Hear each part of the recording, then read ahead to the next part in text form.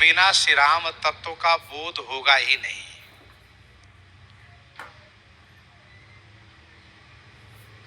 भगवान श्री राम जी के दरबार में लिखा है क्या?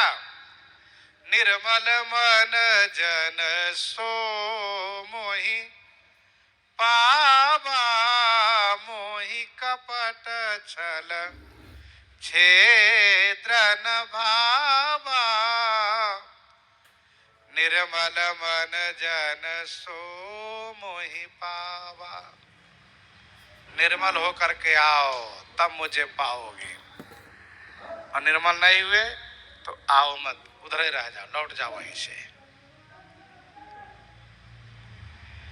गोस्वामी श्री तुलसीदास जी ने माता श्री सीता जी से कहा कि माँ, हम तो अपने से निर्मल नहीं हो पाएंगे। अब जो बच्चा अभी कुछ जानता ही नहीं है, छोटा है, उससे कहो कि बच्चा तुम निर्मल हो जाओ, तो नहा करके कपड़े पहन के निर्मल हो सकता है? नहीं। स्नान करेगा फिर वही भूमि में लौट जाएगा। तो उसकी निर्मलता मां प्रदान करती है, उसमें श्रृंगार मां देती हैं। तो श्री तुलसीदास जी महाराज ने कहा कि जनक सुता जग जननी जानकी, अतिशय प्रिय करुणा निधान की। ताके जुग पद कमल मनावो, जासु कृपा निर्मल मति पावऊं, जासु कृपा निर्मल मति पावऊं। उनकी कृपा से मैं निर्मल बुद्धि पा जाऊंगा, मुझ में निर्मलता आ जाएगी। अच्छा, लोक रीति भी यही है। लोक रीति है क्या? बच्चा पहले माँ को देखता है। बच्चे का जन्म हुआ, उसकी आंखें खुली, सर्वप्रथम वह माँ को देखता है, और माँ ही पिता को गोद में देकर के परिचय कराती है, ये आपका पुत्र, आपका बेटा। ये परिचय तो माँ देती है। और इतना ही नहीं, जब बच्चा थोड़ा बड़ा होता है, थोड़ा सा बड़ा, अब उसको बढ़िया श्रृंगार करके, स्नान करा के, श्रृंगार करा करके, सजा करके, और फिर पिताजी के गोद में वो देती हैं, तो पिताजी बड़े प्रसन्न होते, ये मेरा बेटा है, मेरा प्राण है।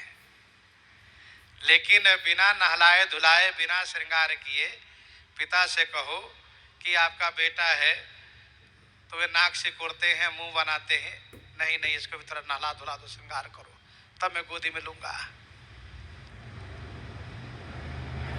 तो इसका मतलब यह है कि लोक रीति में भी पिता पुत्र को सहर्ष स्वीकार तभी करता है जब वह श्रृंगार से युक्त हो, सजा हुआ हो, और यह श्रृंगार मां देती है।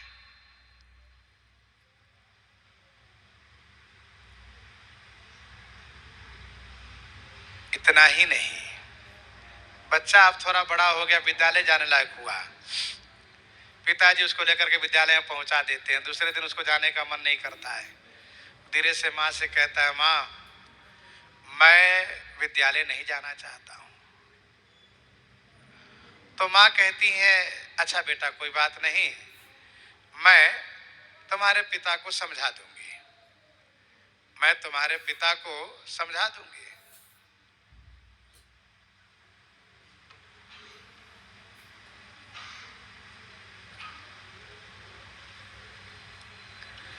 अब होता यह है कि पिताजी नाराज होने लगते हैं कि बेटा विद्यालय क्यों नहीं गया।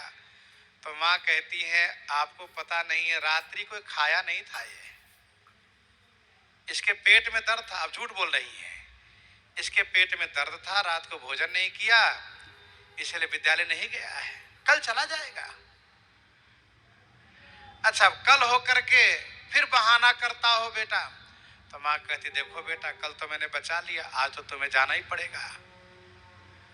तो माँ ही उनको समझा करके विद्यालय भेजती हैं और पिताजी के क्रोध से उनको रक्षा करती हैं।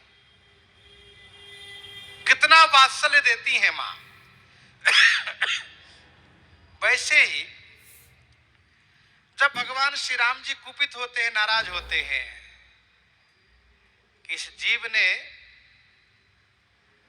मेरे लिए क्या किया, कुछ तो नहीं किया, मेरी मर्यादा को पालन नहीं किया, मुझे भजा नहीं, तो श्री सीता जी श्री राम जी को समझाती हैं कि स्वामी ये अज्ञानी है, आपकी माया ने इनको इस प्रकार से विमोहित कर रखा है कि ये बेचारा आपकी मर्यादा को ठीक से पालन नहीं कर पाया, तो इसमें गलती इसकी कहां है।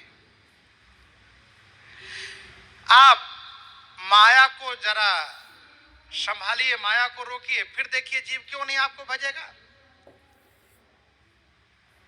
इसके बाद भी श्री राम जी जब नाराजगी दूर नहीं करते, श्री राम जी नाराज ही रहते। श्री राम जी कहते नहीं नहीं, और भी तो है, अमुक अमुक है, देखो माया में ही तो है, वो इस तरह से कर्तव्य को पालन कर रहा है, वो भजन कर रहा है, वो देश की सेवा कर रहा है, राष्ट्र की सेवा कर रहा है, माता पिता की सेवा कर रहा है, गुरुजनों की सेवा कर रहा है, पर ये नालायक कुछ नहीं करता है, ये तो विरोध करता रहता है।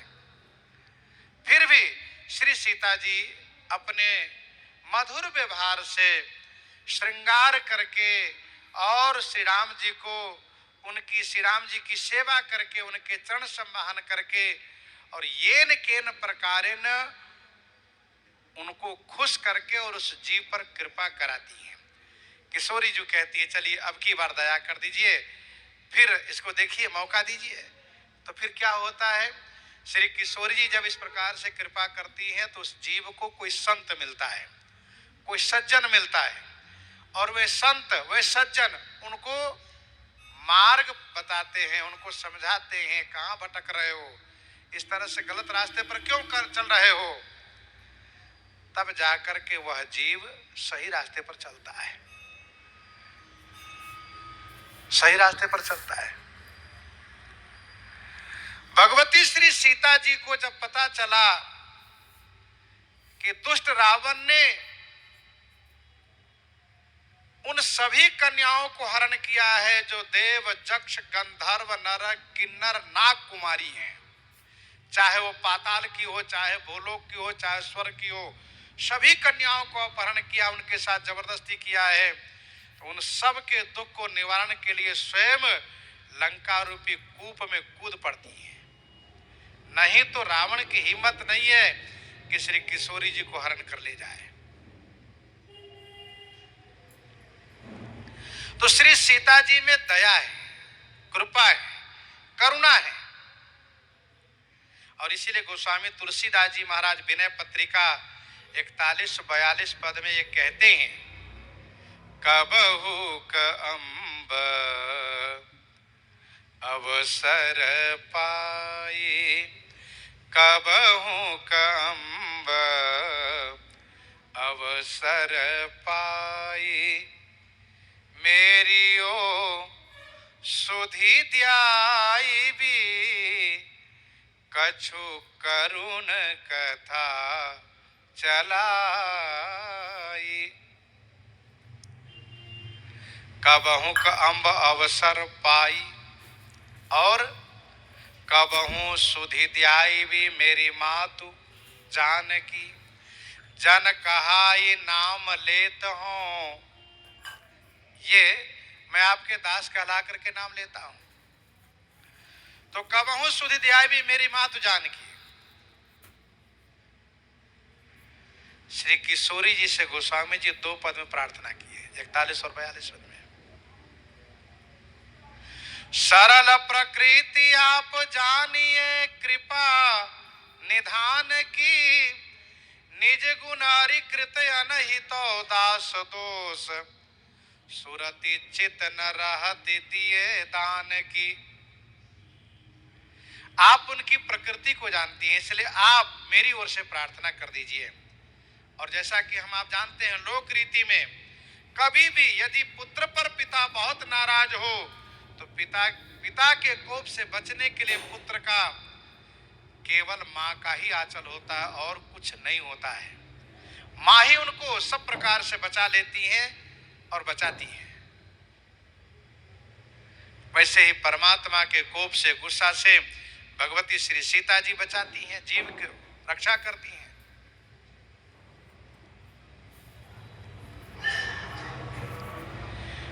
वैसे भी सनातन परिपाटी यही है। यहां पर जैसे कि श्री गौरी शंकर कहा जाता है, शंकर गौरी नहीं। श्री राधे श्याम कहा जाता है, श्याम राधे नहीं। श्री लक्ष्मी नारायण कहा जाता है, नारायण लक्ष्मी नहीं। वैसे ही श्री सीता राम, राम सीता नहीं। तो श्री सीता जी की वंदना गोस्वामी जी ने पहले की है।